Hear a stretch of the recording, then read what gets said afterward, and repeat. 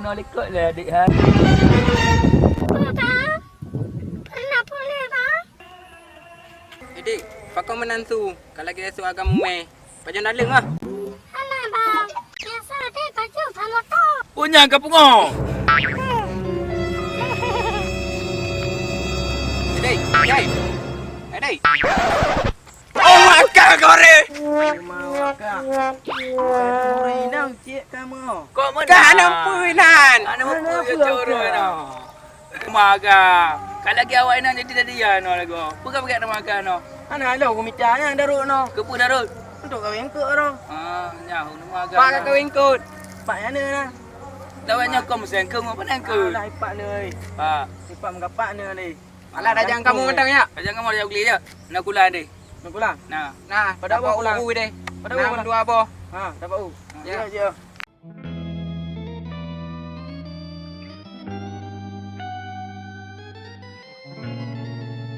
Kau menjak awak kat lah.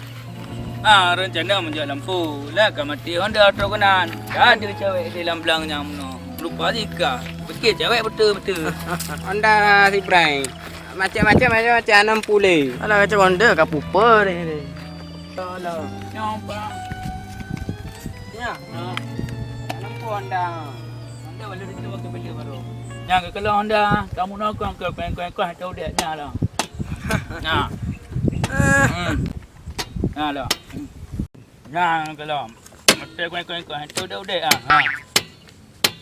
Nah. Wena ka? Jalan je. Mana mampu? Meh Honda ke meh Honda? First time ya. Ada yang geli yang macam lepas kau mana Honda. Yang kau Dia banjar tadi. ke mana? Kah cik bangai. Kain kau jaga padang ku buat je udah. Buka kain kau tu leka.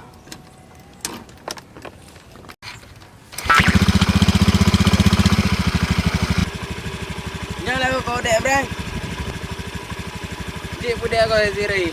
Kali akak mana? Pada kau yang Honda kan ada nyuik nak. Oh ya bu, ada ampukan juga.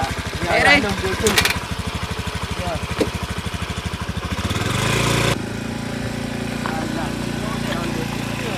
Ada je, ada je. Chennai,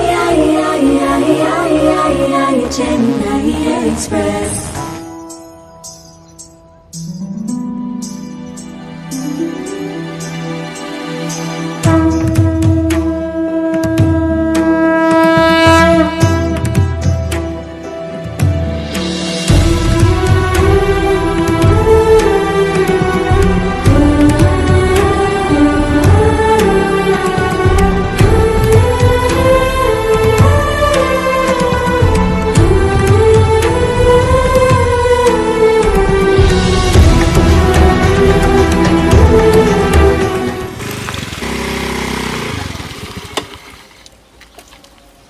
Gapa kata ni no? Empat kahwin ke ah?